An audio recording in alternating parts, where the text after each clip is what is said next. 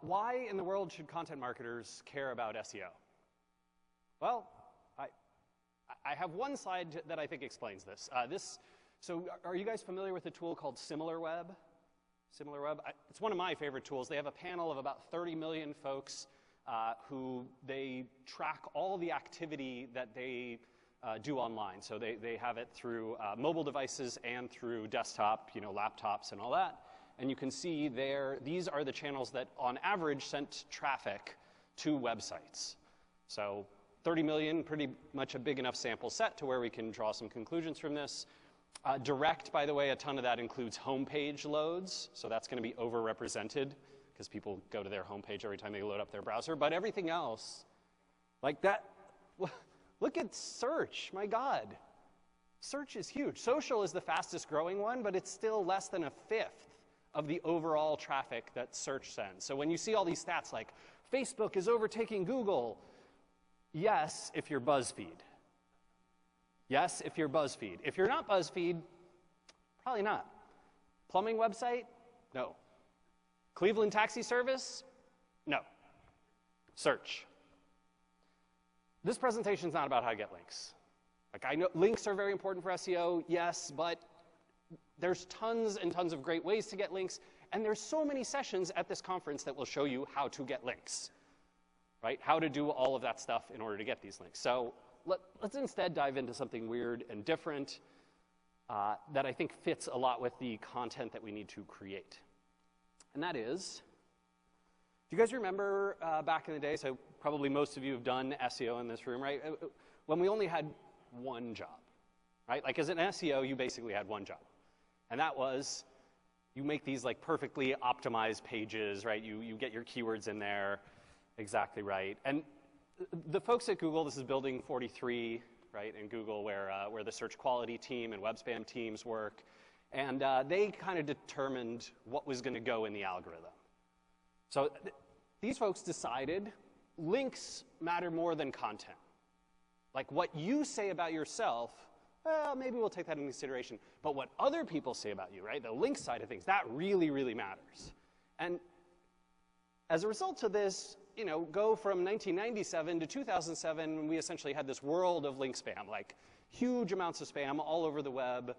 It's possible that maybe Stefan and I might have helped create a little bit of that at some point, but no, don't tweet that.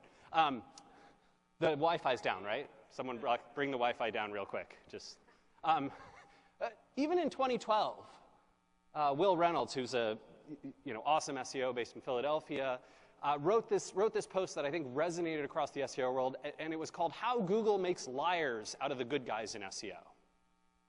And his point, which I think was totally salient at the time, was Google says don't buy links, don't manipulate the link graph, don't do anything shady, but they reward sites that did that stuff. Totally not cool. But the last 3 years, that kind of erased an entire decade of old school SEO practices, right? So Google finally launched some effective algorithms to fight manipulative links and content. They leveraged a bunch of uncertainty around penalties, right? By making penalties incredibly harsh and by making the time period that you might be in them uncertain and sketchy, they really made it incredibly scary for folks to build potentially spammy links, right? They figured out intent.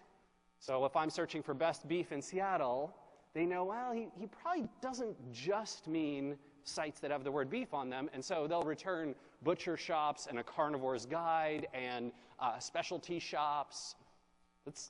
That's intent matching, right? They look at language, not just keywords. What's that movie where they make fun of Star Trek? You can yell it out. You guys? Galaxy Quest. Thank you. Oh! Just try, you can try this with anything. Try like movie where bus is going to explode if it doesn't go slower. Like they'll get it. They will. They'll be like, oh, that's Speed. We know that movie. They are on it. And people do really weird searches like this all the time. They predict when we want diverse results, right? So if I'm looking for books for startups, well, they're going to give me a bunch of lists, and they're going to give me different books, right? They figured out when we want freshness. So if I search for best marketing conferences, they're going to show me only stuff from the last few months, right? Like this year, 2015. It's impressive too. They have this segmentation now where they can separate navigational and navigational from informational queries, and that closed a lot of the loopholes that we had around anchor text spamming, right? Remember back in the day when, what was it, the White House ranked for, what was that, sorry? Yeah, George Bush's homepage on the White House used to rank for miserable failure. It was like #1. And it didn't have those words anywhere on there. Briefly it did, but that was not intentional on their part, I don't think. But so they know, like now that they know they've figured out, like this means navigational, this means informational, they can put the right ones in there. They learned about identifying entities of knowledge, right? So now I start searching for Sting, and they're like, oh, do you mean Sting Steve Borden, the professional wrestler? Or did you want the musician? Or maybe you wanted Stingray the fish, or the British television series Stingray. They have these entities of knowledge. They know what we mean. And they manage to connect these entities to topics and keywords, right? So getting just a ton more sophisticated about all of this stuff. They don't need to rely on just links, just anchor text to tell them what's going on here.